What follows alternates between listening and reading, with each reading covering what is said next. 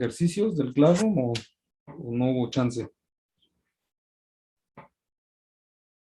No, la verdad yo no los hice, profe. Bueno, no hay problema, pero no sé si alguien intentó hacerlos, porque no. Si no, bueno, ahí los dejo, ¿no? Para que si alguien quiere hacerlos. Hoy vamos a, hay dos anuncios. Uno es que acabo de poner allí en el Classroom la actividad entregable, que va a ser entregada el día, el último, o de hoy en 15, que sería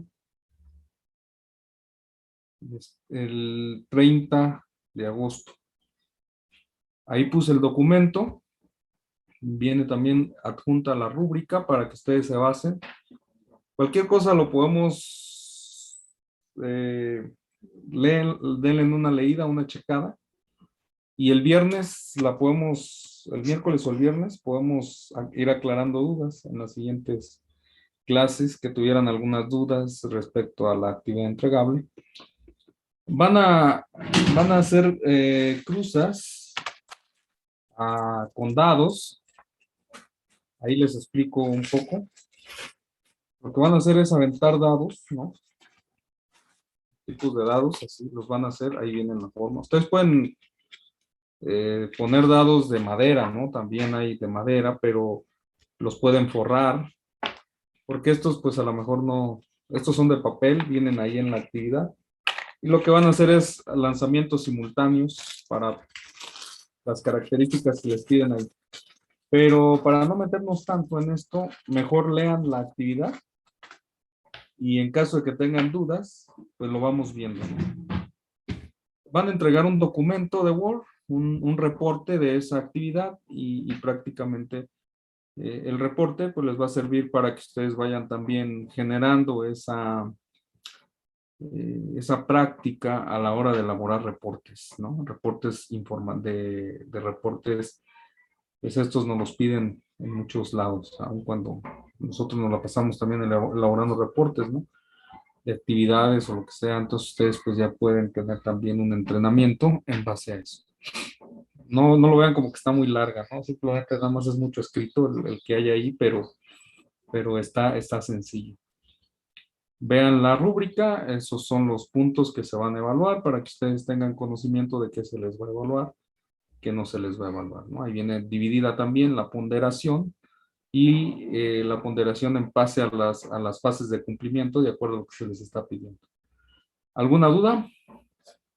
Se enviaría al correo, ¿verdad?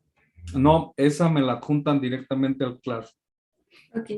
Donde hay actividades en el Classroom que generen por ejemplo, un porcentaje, una calificación, esas sí me las adjuntan ahí. No van a ser todas, ¿no? Para no saturar el Classroom de información. Normalmente el Classroom solamente las evaluaciones, las que tienen puntaje, ¿sí? Estas que me están enviando al correo, pues las que se toman en cuenta como participaciones, ¿no? Que también es un rubro, una parte de su calificación. Pero estas pues están divididas en los trabajos, las que me envían en Classroom. Esos son trabajos que van a llevar una evaluación, ¿sí? Entonces una evaluación que va de 0 a 10 o de 0 a 100 en porcentaje. Esa evaluación se va a ponderar. Entonces eso es, los que van al correo pues solamente tienen una palomita de si entregó o no entregó, ¿no? Si entregó o no entregó. ¿Sí? ¿Alguna duda? No, profe. ¿No? Bueno, el examen de la unidad 1, que es hasta epistasis o interacción genética, va a ser el 27, viernes 27 de agosto, para que lo anoten por ahí. Viernes 27 de agosto, que sería la próxima semana, ¿no? El viernes de la próxima semana. No sé si tengan alguna duda, va a venir desde lo que hemos visto hasta epistasis, ¿no? Ya cuando yo les diga, vamos a entrar a la unidad 2, ahí se olvidan de que ese ya no es parte del examen. Profe, perdón, ¿y cuándo es la actividad entregable? El 30, haz de cuenta que el examen lo tienen el viernes y la actividad la pueden entregar hasta el lunes, ¿no? Por eso es importante que ustedes tengan sus tiempos. Ok, gracias. El examen no lo voy a hacer tan largo, ¿no? Voy a hacer a lo mejor hasta 5, no más de 10 preguntas. A lo mejor puede ser 5 preguntas o hasta una pregunta con varios incisos. Todo eso depende. No va a ser tan largo. Lo voy a hacer para dos. Ustedes puedan resolverlo en un periodo de 2 horas o menos, ¿no? Y ya después vamos a ir viendo, ¿no? Por ejemplo, si les pido la prueba de chi cuadrada, que normalmente los hago en formularios de Google.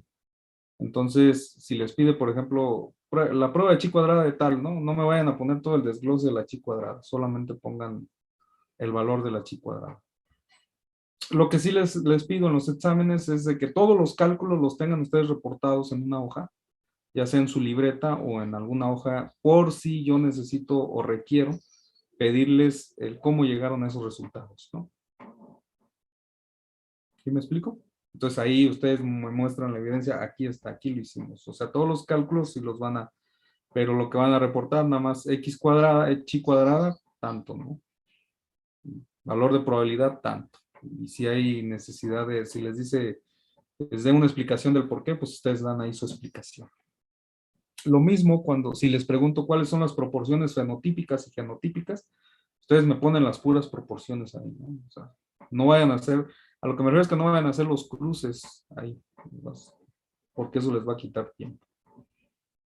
Lo que normalmente pido es el puro resultado, ¿no? Entonces ya vamos a ir viendo esto más adelante.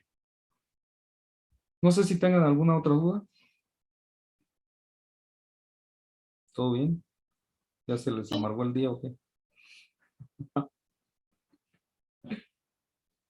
¿No? Bueno, todavía nos falta ver genealogías, yo creo que hoy lo vemos, y las modificaciones a las proporciones mendelianas y terminamos la unidad 1. Entonces, si no hay dudas, vamos a ver la cuestión de probabilidad. Les había dicho que íbamos a ver la parte de probabilidad. Voy a grabar la clase, pero lo vamos a hacer de una dinámica diferente para que ya me quede grabada la clase, ¿no? Y voy a dar la explicación.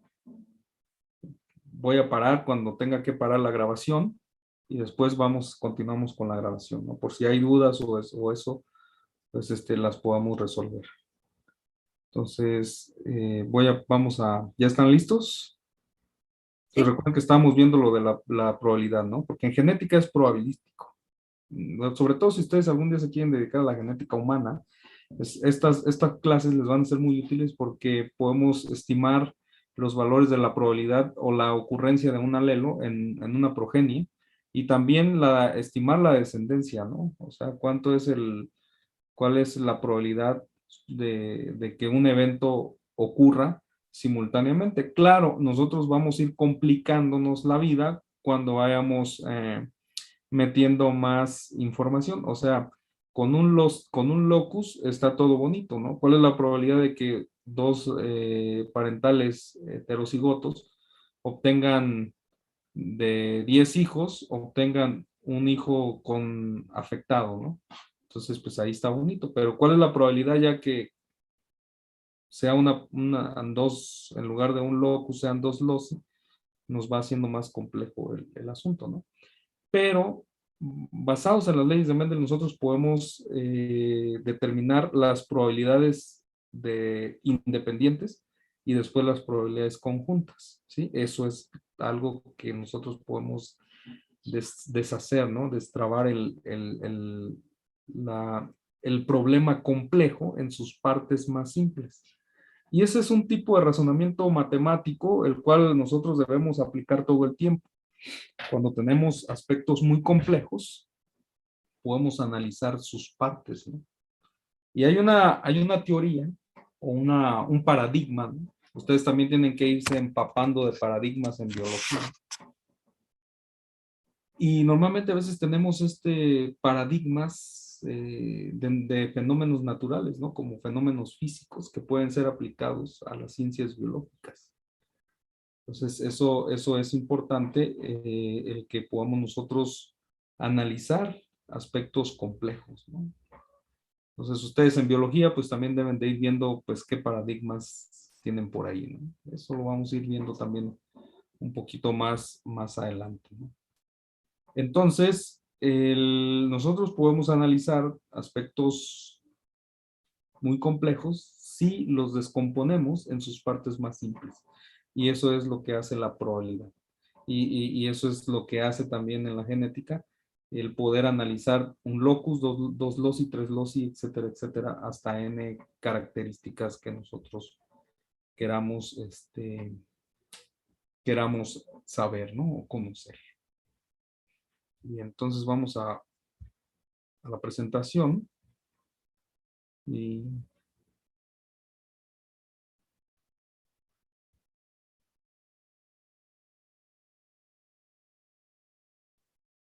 ahí está, ¿no? Bueno.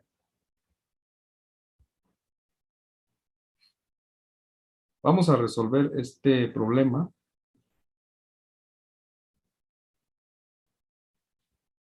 Recording in progress.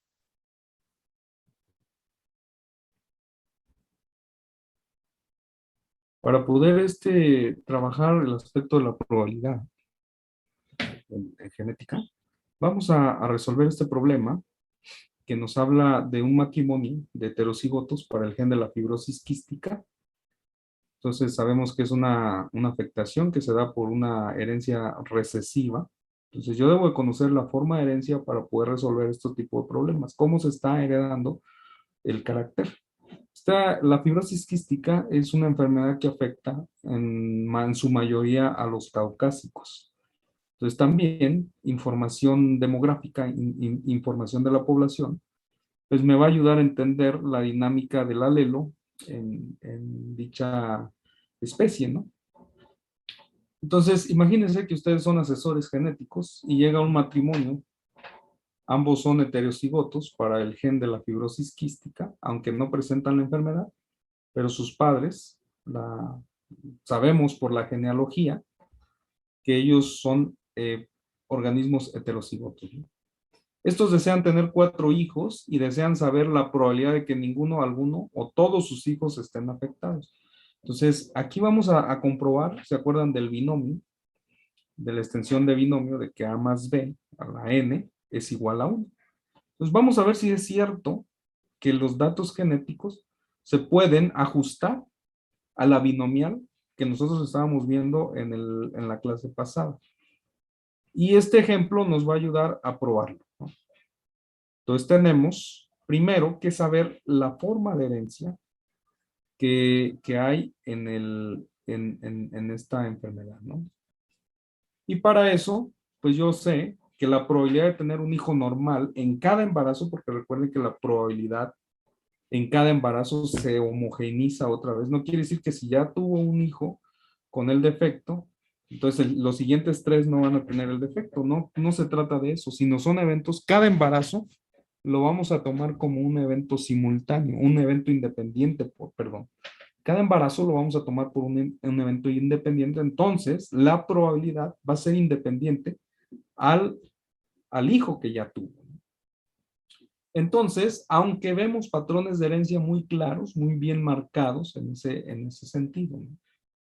Entonces tenemos que la probabilidad de tener un hijo normal en cada embarazo es 3/4, porque yo sé que la fibrosis quística es un alelo recesivo. Entonces, esto es lo que me da, según las leyes de Mendel, que la probabilidad de tener un hijo afectado es de 1/4. Y vamos a comprobar si esto es cierto. Vamos a comprobar si esto es cierto, ¿no? Entonces, yo tengo un parental heterocigoto contra otro parental heterocigoto, ¿no? Entonces, aquí tenemos, si nosotros vamos a hacer el cruzamiento, vean, tenemos los heterocigotos. Ahora, ¿qué gametos está segregando cada uno? Cada uno puede tener 2 tipos de gametos, ¿no? Cada uno puede tener 2 tipos de gametos. El gameto que es dominante y el gameto que es recesivo. Lo mismo para el parental 2, dominante y recesivo. Entonces, ahora nosotros vamos a ver la segregación de estas cruzas y cuál es lo que vamos a obtener en la progenie de un cruce mendeliano. Pues A con A me va a dar un homocigoto dominante que no va a tener la condición. La simbología de rojo, esta forma roja que tenemos aquí, quiere decir que es heterocigoto, ¿no? Comparte la mitad del alelo dominante y la otra es el alelo recesivo. Por eso están en estos símbolos. Individuos que no presentan nada rojo, entonces quiere decir que son homocigotos dominantes. No presentan ningún alelo para la fibrosis quística.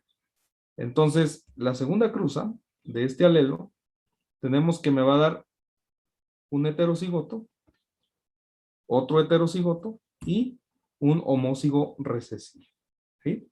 Estas son las características de un cruce mendeliano para un alelo que tiene una herencia autosómica recesiva. Pues aquí yo ya identifiqué cuál es la herencia. Claro, si yo no tengo, yo no puedo hacer cruces, yo tengo la herramienta de las genealogías para poder estimar la forma de herencia del carácter, ya que un carácter puede heredarse de forma dominante, recesiva, o autosómica o ligada al X. Hay muchas formas de herencia. Entonces aquí yo ya sé que tengo una herencia, además esto en la literatura ya se sabe, que la fibrosis quística es un alelo recesivo y por lo tanto presenta una herencia de tipo autosómica recesiva. ¿Sí? Quiere decir, autosómica quiere decir que está en un cromosoma, autosomo, o sea, que no está en un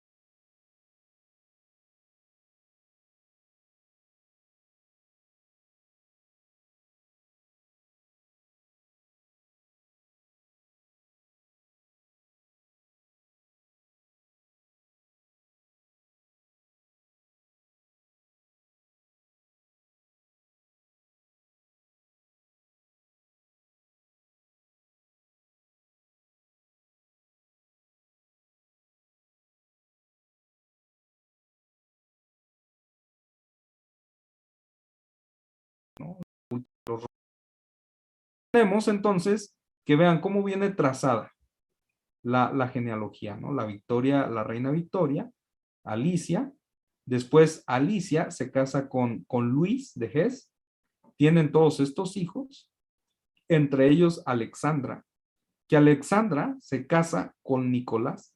Este fue el único arreglo, además el único arreglo que se casaron por amor, ¿no? Los demás eran matrimonios que se casaban arreglados, pero parece ser que estos dos sí tenían ahí pues una correspondencia, ¿no? Entonces tenemos, ese es como dato curioso nada más, que tiene Alexei. Y eso es lo importante en las genealogías. Tenemos entonces la generación 1, princesa Victoria con el duque Edward.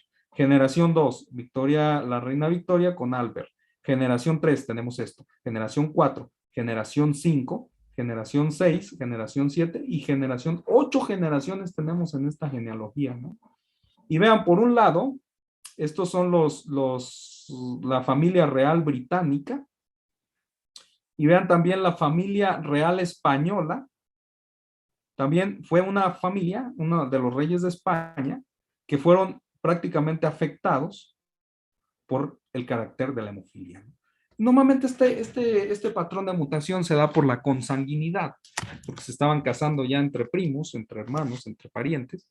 Entonces surge este patrón de herencia de la hemofilia en una familia real, ¿no? Aquí está la familia Rusia, que además de la inestabilidad social, aunado a la enfermedad de Alexei y con la influencia de Rasputín, dieron lugar al imperio, a la finalización de los zar en Rusia, ¿no? Y también la familia de Prusia, la familia real de Prusia, pues también fue una familia que, fíjense, las familias que tenían hemofílicos, pues fueron prácticamente acabadas, ¿no? La familia española, pues por aquí, aunque tuvieron afectados, pues estos murieron, ¿no? Pero tuvieron más hijos que no estuvieron afectados, por los cuales les permitió continuar con la realeza, tanto a la familia real británica como a la familia real española. Pero estos dos, tanto la familia real rusa como la familia real de Prusia, fueron muy importantes las características de las afecciones de la hemofilia para no dejar descendientes al trono. Entonces, eso es la importancia de las genealogías, ¿no? Bien, ustedes ven un montón de símbolos aquí que pues dirán qué es lo que significa, ¿no? Pues vamos a ver que las genealogías también tienen simbolismos y también tienen nomenclaturas. Entonces, estas nomenclaturas que les voy a enseñar ahorita, ustedes a la hora de hacer sus genealogías o representaciones deben de guardar pues esas ciertas nomenclaturas, ¿no? Primero, aquí vemos símbolos, vemos cuadrados y vemos círculos. Los círculos, cuando ustedes quieren expresar una mujer, van a poner un círculo. Cuando quieren expresar un varón, van a poner un rectángulo, un cuadrado. Y cuando no se desconoce el sexo, pues van a poner un romboide, ¿no? ¿Sí? Cuando nosotros seleccionamos, o sea, rellenamos tanto los cuadros o los círculos, las figuras geométricas, cuando las ponemos en color sólidos, quiere decir que son individuos afectados, como lo vemos aquí, ¿no? Todos estos que están en rojo son individuos que padecían hemofilia, organismos hemofílicos, ¿no? No les coagulaba bien la sangre, por lo tanto, con cualquier golpe interno o externo podían morir desangrados. Entonces, cuando tenemos esta relación, son que es un matrimonio, o sea, aquí vemos la princesa está unida con una línea, con Edward, quiere decir que hubo un matrimonio, ¿no? O una unión. Entonces, esto significa una sola línea entre el círculo y el cuadro, significa padres no emparentados. Dos líneas significa padres consanguíneos emparentados. Y es importante que nosotros veamos si realmente hay una herencia por consanguinidad, ¿no? Los hijos aparecen de esta manera, que están ligados totalmente a la línea, ¿no? Porque vean, aquí ustedes ven cuáles son los hijos. Los que tienen directamente una relación con la línea de arriba, ¿no? Luis de Hesse, que tenemos aquí, no es hijo de la reina Victoria y del príncipe Alberto, ¿no? Él es esposo de Alicia, ¿no? Entonces, los que están por fuera, que no tienen una relación unida, entonces aquí los hijos sería Victoria, sería Edward, sería Alice, Alfredo, Helena, Luis, Arthur, Leopoldo y Beatriz. Y si ven, el alelo tiene una proporción de número de hijos, sería 1, 2, 3, 4, 5, 6, 7, 8, 9. 9 hijos. De los 9 hijos, 1, 2, 3 presentan el alelo mutante. Quiere decir que, que el resto no lo presenta. Por lo tanto, vemos que la herencia del alelo es recesiva porque ocurre menos veces en la población. Entonces, este es el número de hijos y normalmente los tenemos en orden, ¿no? De izquierda a derecha.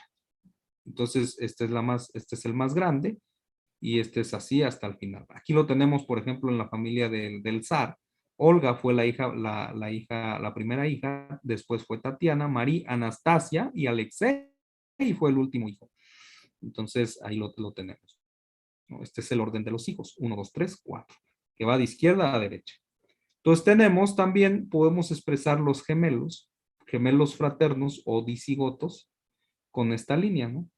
Entonces cuando ustedes ven una línea así, quiere decir que fueron gemelos. Aquí, por ejemplo, pues no alcanzó a ver ninguno, ¿no? Pero pues esto es lo que son los gemelos. El sexo puede ser el mismo, puede ser distinto, ¿no? Entonces recuerde que cuando son gemelos fraternos pueden ser de diferentes sexos. Cuando son gemelos idénticos o monocigotos, esto sí quiere decir que tienen el mismo sexo, ¿no? Y además se les pone esta rayita aquí. Esta rayita va a decir que son gemelos idénticos, ¿no? Entonces tenemos, cuando tenemos esta, podemos tener individuos fallecidos y cuando ponemos puntitos en las figuras geométricas, estamos diciendo que son portadores o heterocigotos, ¿no? Como Irene, Alicia, la Victoria, Alexandra, Alice, son portadores, ¿sí? Son portadores. Ahora, ¿por qué aquí no sabemos si son portadores Olga, Tatiana, María y Anastasia? No sabemos si son portadoras porque no tuvieron hijos. Entonces, si María hubiera tenido un hijo y hubiera salido hemofílico, pues entonces nosotros ya sabemos que es portador. Por eso yo sé que Alexandra es portadora porque tuvo a Alexei, ¿sí? Entonces, de esa manera, en la generación precedente, yo me puedo dar cuenta si es, por las generaciones, si es portadora o no. Entonces, cuando ponemos estos puntitos, quiere decir que son portadores. Y en 1, 2 y 3 tenemos las generaciones. Entonces, en base a esta genealogía, yo puedo sacar los individuos, ¿no?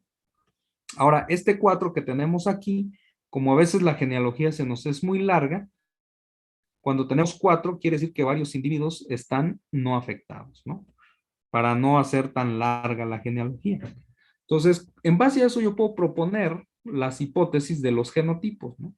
Por ejemplo, aquí tenemos un individuo afectado con una mujer no afectada. El patrón de herencia que yo tengo es de que este es heterocigoto y este es homocigoto recesivo. ¿Por qué?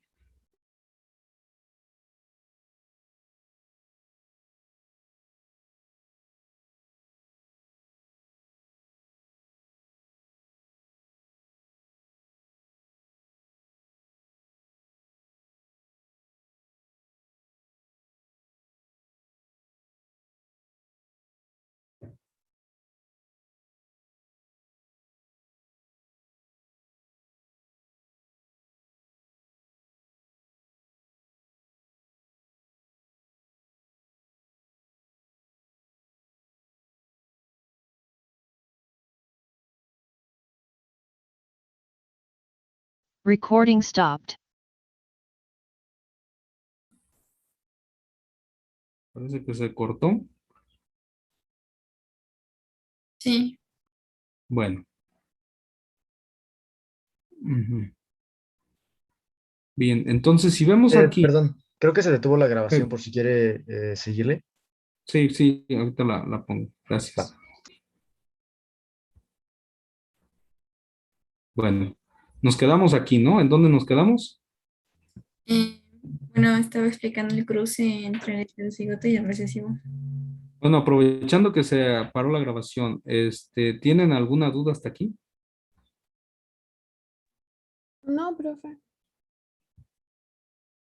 A ver, Miguel Ángel. Ah, yo tengo una duda, pero la verdad es que es más de la tarea. Entonces no sé si, o sea, tiene que ver con esto, pero más con la tarea. No sé si entonces me espero o... Sí, mejor para Ok. verlo ya cuando les explique la tarea, ¿no? Nada más para que. ¿O es muy complicado? A ver, No, dinos. solo para, no, me espero entonces. Gracias. No, si quieres de una vez, Miguel, para ver. Todavía tenemos tiempo. Ah, bueno. Eh, l- hasta donde entendí, entonces la tarea va a ser hacer una genealogía, ¿no? Como esta. Como esta. Ujú. Sí, bueno, puedo usar el gen de gemelaridad. Entonces, o sea, y que se cuente como el que voy a usar. ¿Puedes ver el fenotipo de ese gen, de esa expresión? Sí, o sea, sí, esa es mi pregunta. Si esa puede ser como, a ver si se presenta o no. Sí. Si lo puedes evaluar fenotípicamente, sí. Porque Sí, hay pues, genes que necesitas hacer, o sea, diagnósticos para ver el afectamiento, ¿no? ajá. No, pero pues sí hay varios en mi familia, entonces creo que sí se puede Ese utilizar. gen, ¿cuál es? Perdón. El de gemelos. Ah, gemelos. Bueno, no sabríamos. Hay mucha controversia, ¿no? Pero puedes intentarlo a ver si te da un patrón de herencia. Ok, gracias. Ujú. Mucha controversia en eso, ¿no? Pero podemos analizar. Realmente aquí ustedes pueden analizar cualquier característica y ver si mantiene un patrón de herencia o no. Bien, entonces, ¿alguien tiene más dudas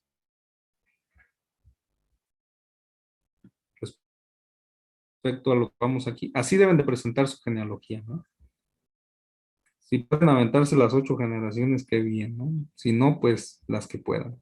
La pueden hacer en grande, así bonita, para que la pongan ahí en algún marco, en un lugar, ¿no?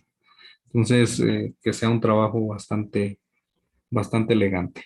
Entonces, así se representa una genealogía y ustedes van a también asignar los genotipos más probables en base a esa genealogía, ¿no? O sea, hablamos de genotipos más probables. No quiere decir a ciencia cierta que tengamos el conocimiento, pero en base a los patrones de herencia de las progenies yo puedo evaluar los genotipos más probables.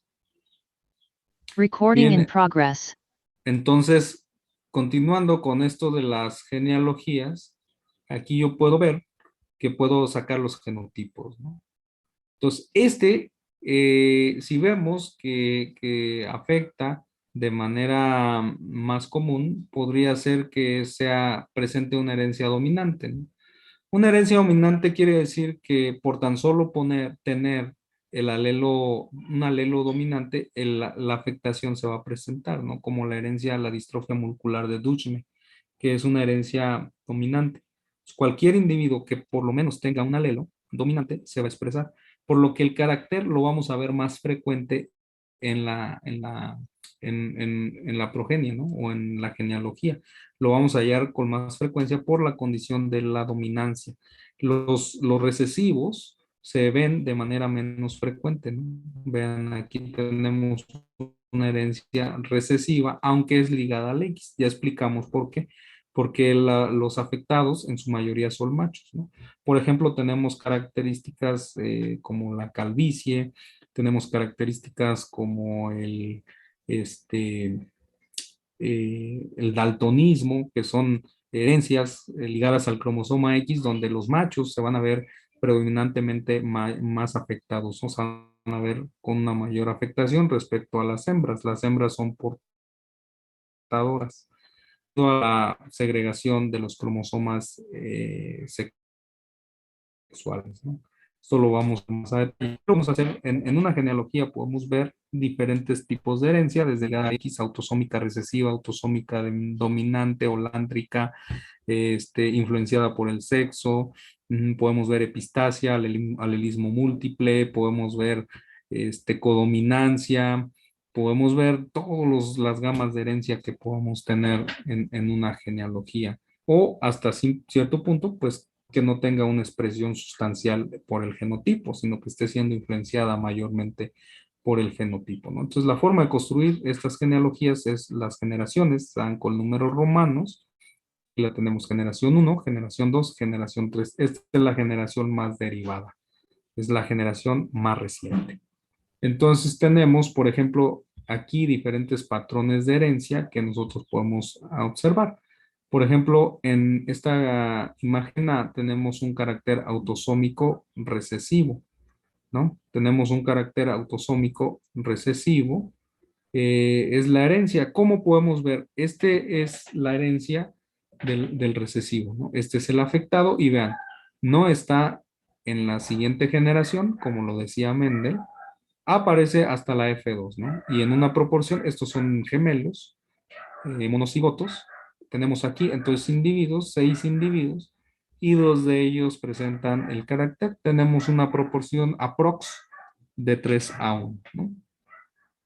Entonces, por ejemplo, pues vemos aquí estos individuos y yo puedo sacar los individuos, ¿no? Los individuos los voy a numerar por generación del 1 hasta los que existan. Por ejemplo, aquí tenemos 4 individuos en la generación 1, en la generación 2 tengo 7 individuos, y yo puedo decir, esta nomenclatura 1-3, me estoy refiriendo al individuo 3 de la generación 1, ¿no? O 1-4 tiene que ser heterocigoto. Entonces, este tiene que ser heterocigoto para que se pueda, este 4 y este 3 tendrían que ser heterocigotos para que se dé este patrón, ¿no? Entonces, 3 y 4 son heterocigotos porque ya estoy evaluando la progenie, ¿no? Entonces, 3 y 4 de la generación 2. Pero en la generación 1, 3 o 4 tuvieran que ser heterocigotos para que 4, uno de sus hijos sea heterocigoto, ¿no? No sé si me explico, pero podemos entonces nosotros asignar los genotipos más probables a cada uno de la genealogía. Para referirme a un individuo en particular, por ejemplo, si yo les digo, ¿cuál es la probabilidad de que el 2,5 y el 2,2 tengan un hijo afectado, ¿no? Entonces ustedes ya tienen que ver la genealogía de la generación 2, del individuo 2 y el individuo 5, ¿no? Entonces, así yo puedo expresar y ver a cuáles individuos me estoy refiriendo. Por un lado, voy a poner el número de la generación, si es de la generación 1, 2 o 3, y el número del individuo que va de 1 hasta infinito, ¿no? Entonces, con esto yo puedo ya hacer una nomenclatura de los individuos, ¿no? Y esta es la herencia de un carácter autosómico recesivo y esta es la herencia de un carácter autosómico dominante. Aquí tenemos el afectado y vean, el organismo, el individuo en la generación F1, que sería la generación 2, tenemos individuos afectados. ¿Por qué es dominante? Porque la afectación está en el alelo dominante y no en el alelo recesivo. A eso se refieren. Entonces, 1,1 es heterocigoto para un alelo dominante y 2 es homocigoto. Entonces, ¿por qué decimos que es heterocigoto? Porque yo veo individuos, hijos, este y este, estos dos hijos, 3 y 4, de la generación 2, son homocigotos. Entonces, para que se dé el homocigosis, este tendría que tener el alelo homocigoto, por lo tanto, este es heterocigoto, ¿no? ¿Qué pasaría si este fuera homocigoto dominante? Pues quiere decir que todos sus hijos tendrían afectaciones o tendrían el carácter mutante. Porque nada más es importante que uno de los alelos esté en la progenie para que se presente el carácter. Entonces, aquí yo puedo deducir que uno es heterocigoto porque tiene hijos homocigotos, ¿no? Entonces, los caracteres dominantes raramente saltan generaciones como los caracteres recesivos, ¿no? Aquí vemos. Por esto vemos la herencia de un carácter dominante, lo vemos en las 3 generaciones. Y acuérdense lo que decía Mendel, que los genes recesivos saltaban una generación para que se pudieran expresar en la generación F2, ¿no? Todos los individuos afectados tienen un padre afectado. Los caracteres autosómicos dominantes se manifiestan igual en ambos sexos. Por eso les digo que puede haber herencia ligada autosómica recesiva, herencia autosómica dominante o herencia autosómica o herencia, perdón, recesiva ligada al X o dominante ligada al X. Todo esto va a ser de acuerdo al patrón de herencia que se va a estar segregando y se afecta o no a machos y a hembras en la misma proporción. Herencia autosómica va a afectar de manera indiscriminada a machos y hembras, mientras la herencia ligada al X va a afectar predominantemente a los machos. Aquí tenemos, por ejemplo, la genealogía de un carácter autosómico recesivo. Este es el albinismo. Vean, aquí yo estoy expresando que este puede ser dominante o puede ser recesivo. Tenemos 1 y 2. No tienen hijos, ¿verdad? Afectados. Y se casan con no afectados. Aquí tenemos entonces que no hay afectados. Y vean cómo hasta esta generación podemos observar que hay afectados, ¿no? Y entonces ambos son heterocigotos y tenemos estos afectados. De 5 hijos, 2 son afectados, ¿no? Entonces es lo mismo que vimos hace rato en el problema, o que vimos en el problema de probabilidad. ¿Cuál es la probabilidad de que de 5 hijos, 2 sean afectados y 3 no? ¿No? ¿Cuál es la probabilidad de que 2 individuos heterocigotos se casen para un carácter autosómico recesivo, de 5 hijos tengan 3 afectados y 2 no afectados? Entonces ustedes rápido se van a ver al binomio y pueden ver cuál es la probabilidad, ¿no? Entonces, si estamos entendiendo, díganme cuál es la probabilidad. Hagan este ejercicio. ¿Cuál es la probabilidad de que de estos 5 hijos, 3 sean normales y 2 sean afectados? Vamos a resolver ese ejercicio. Recording stopped.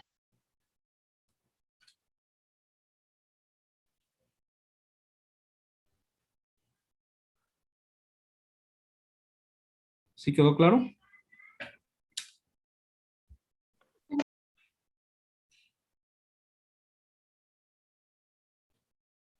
Váyanse al binomio.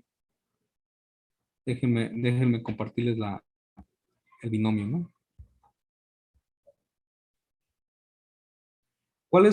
La pregunta es, ¿cuál es la probabilidad de un individuo, de 2 individuos heterocigotos que se casan, que están afectados para un carácter autosómico recesivo, tengan de 5 hijos, 3 no afectados y 2 afectados? ¿Cuál es esta probabilidad, pues? Eso es lo que estamos viendo.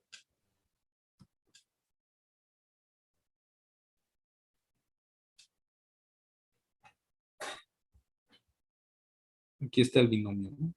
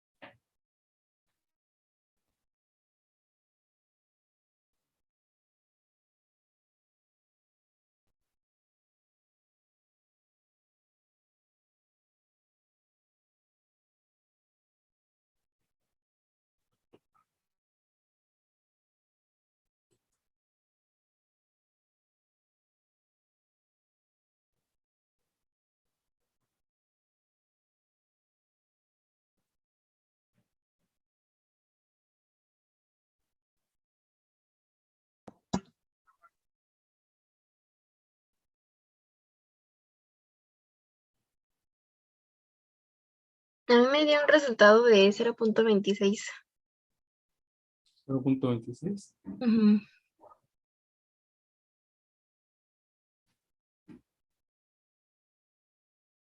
¿Los demás? ¿Quién dijo? ¿Quién dijo? A ver, Yo, aquí me dio. Claudia. Claudia, ok.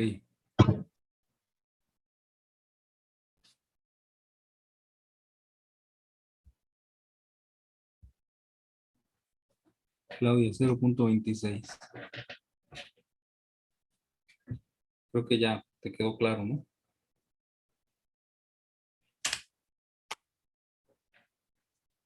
Bien, muy bien, Claudia.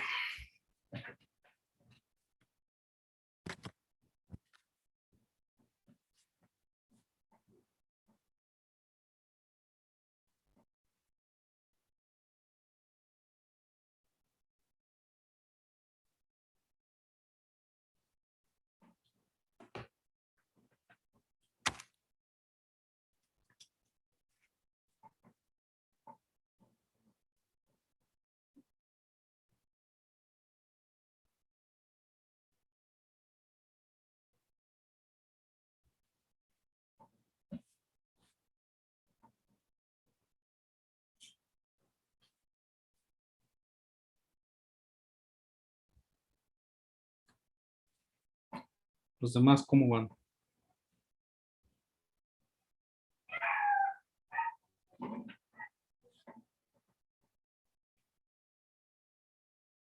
Ya casi.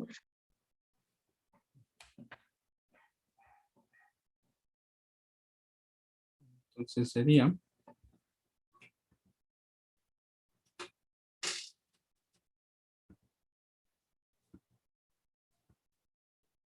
la expresión sería 10 o 3/4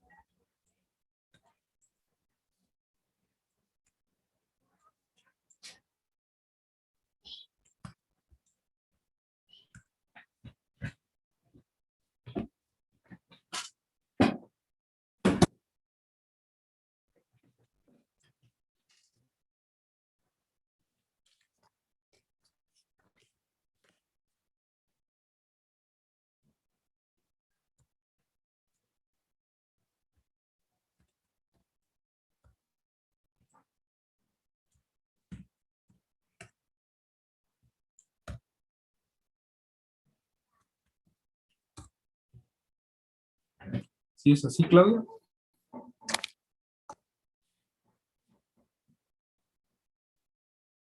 Sí,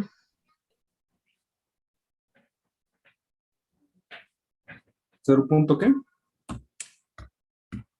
0.26. Ujú. Bien, bien.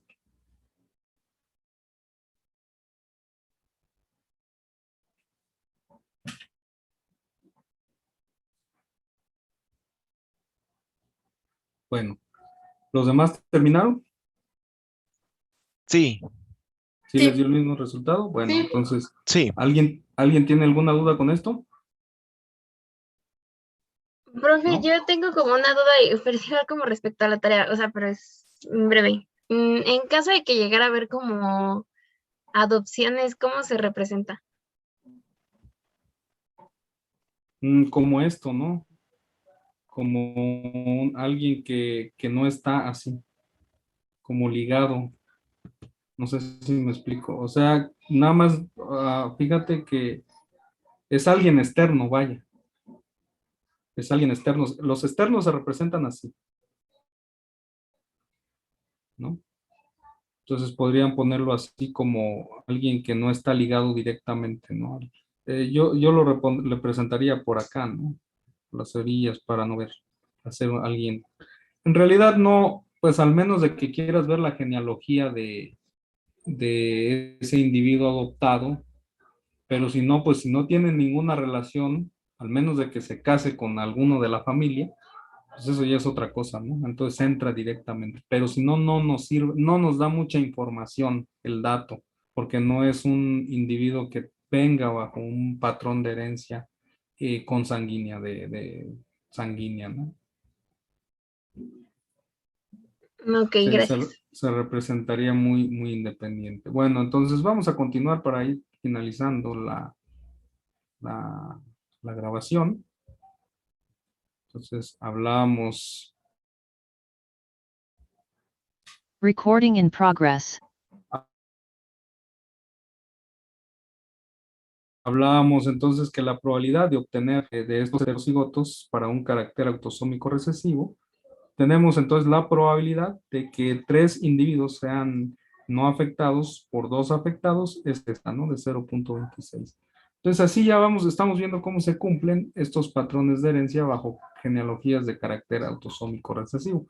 Por un lado tenemos que entender los conceptos de probabilidad y por otro lado tenemos que entender los conceptos de herencia para poder después conjuntarlos y poder entonces entender la base probabilística de la herencia mendeliana o de los patrones de herencia genética, ¿no? Vean, aquí tenemos la genealogía de un carácter autosómico dominante, es el enanismo. El enanismo es un carácter autosómico dominante. Vean, aquí tenemos un heterocigoto. Autosómico dominante quiere decir que por lo menos un alelo dominante tiene que estar en el individuo para que pueda expresar el carácter. Autosómico recesivo quiere decir que ambos alelos tienen que ser recesivos para que pueda expresar el carácter. Los genes, los caracteres autosómicos recesivos normalmente saltan una generación, mientras los caracteres dominantes no saltan de generaciones, ¿no? Entonces, si el patrón de herencia se está expresando en todas las genealogías, en todas las generaciones, pues obedece a un patrón de herencia de una genealogía de un carácter dominante, ¿no? Y en base a eso yo puedo poner los genotipos más probables. Entonces, no de que yo le ponga por ahí una genealogía donde usted tenga que determinar cuáles son los genotipos más probables y pueda decirle en base a eso cuál es la probabilidad en el cruce 3, cuál es la probabilidad de que dos individuos, por ejemplo, el 3, si lo represento con un número romano, guión 3, y se case con el 312, ¿cuál es la probabilidad de que tengan hijos afectados, ¿no? Tantos hijos afectados. Entonces, en esto ya podemos empezar a ver qué es lo que queremos evaluar de las probabilidades. Y aquí tenemos, por ejemplo, el alelo que determina el pelaje moteado en los conejos es dominante respecto al alelo para el color sólido, ¿no? En el siguiente pedigrí, vean, los genotipos más, debemos considerar los genotipos más probables de cada individuo, calcular las proporciones fenotípicas, genotípicas de los siguientes cruces y calcular las probabilidades que nazcan conejos de color sólido en los siguientes cruzamientos, ¿no? Esto es solo para ejemplificar. Calcule las proporciones fenotípicas y genotípicas del cruzamiento 3-1. ¿Cuál sería este individuo? Por 3-4, que sería este individuo. Entonces, en base a la generación anterior y anterior, yo debo de saber cuáles son los genotipos más probables para poder hacer el cruce, ¿no? Y ver cuáles son las generaciones. Si yo no tengo genotipos, no puedo saber y estimar las proporciones, ¿no? Entonces, vean cómo se expresa. Cuando yo quiero referirme a un individuo en particular, pongo el número romano. El número romano va a ser igual al número de generaciones, o sea, el número romano hace referencia a la generación, mientras el número arábigo hace referencia al individuo. Entonces, yo puedo decir, por ejemplo, yo no podría decir cuál es la probabilidad de que 1 se cruce con 2. Entonces, si nada más doy esa información, no sé a cuál 1 y 2 se refieran, ¿no? Pero si yo doy especificaciones de la generación, entonces yo puedo, esta es la manera de poner la nomenclatura, ¿no? Primero, el número romano, que va a decir el número de generación, y el número arábigo me va a decir el número de individuo. Y con eso, yo puedo entonces responder a todas las interrogantes que se me hagan en los problemas de las genealogías. Si me dice cuáles son los genotipos más probables, entonces yo tengo que poner los genotipos empezando desde 1, 1, 1, ¿cuál es su genotipo? 1, 2, ¿cuál es su genotipo?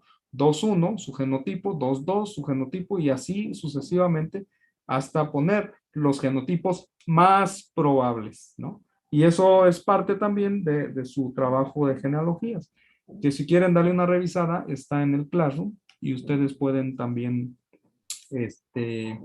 si tienen algunas preguntas, pues la siguiente clase las abordamos.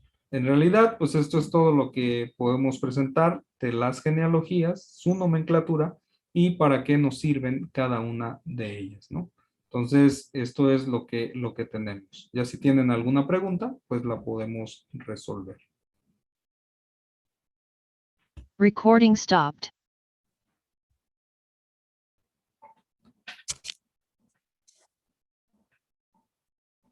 ¿Dudas?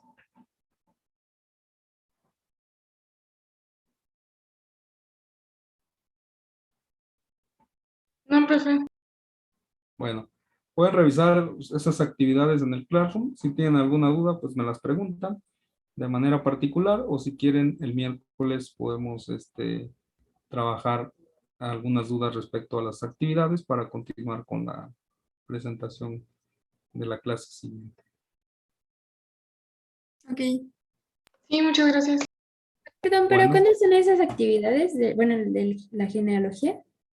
La genealogía todavía no le pongo fecha, ¿no? Ah, ok, vale. Profe, Estoy también me va a viendo, faltar el miércoles porque me van a vacunar. suerte con las vacunas, ¿no? Por ahí les grabo la clase, pero la pura clase nada más. Ya para tener mis clases grabadas también. Me faltan algunas. Entonces, ya por cualquier cosa, pues vean la grabación. Ya los pormenores, pues eso ya es independiente. Sí, entonces, no sé si tengan más dudas. Si no, pues nos vemos el próximo miércoles. Dos fechas importantes, es el examen y la actividad entregable, ¿no? Y la última tarea que les voy a dejar de entregar, pues o sea, es un trabajo, que es el primero que les voy a dejar, es su genealogía, ¿no? Pero esta la vamos a ir trabajando. La vamos a ir trabajando. Ahorita por lo menos saben que tienen que encuestar a sus familias. Ahorita vayan pensando un carácter y no corran. Después la vamos entregando poco a poco, ¿no? Seguramente la dejamos después del examen, no importa. El chiste es de que me entreguen una buena genealogía donde esté bien explicada, bien bonita, y ustedes puedan ver esos patrones de herencia. Pues no hay problema, ¿no? Por la fecha. Entonces podemos seguirla trabajando y seguramente cuando veamos alelos múltiples le vamos a meter otro factor. Ahorita ya tenemos los tipos sanguíneos y algún factor que ustedes quieran evaluar, ¿no? Y esa genealogía nos puede ayudar a entender muchos aspectos en genética. Si no hay dudas, si no hay más preguntas sobre estadística en genética, pues ahí le dejamos ya, ¿eh? Terminamos la parte de probabilidad y estadística en genética y ahora nos vamos a dedicar a ver la parte de desviaciones a las proporciones mendelianas. Otros tipos de herencia. Ujú. Ok. Sí, profe. Profe, lo del grupo Cuídense. genético, ay, perdón, jeje. Sí, no, adelante, Di. Lo del grupo genético sería como hasta nuestros abuelos. Hasta donde tengan O- razón de investigar, ¿no? Ok, sí, Sirve sí, que sí. aquí la importancia es de que a lo mejor esta clase pues van a salir pues entendiendo su genealogía, ¿no? Desde dónde vienen. Y entonces sus papás, imagínense que les digan, no, pues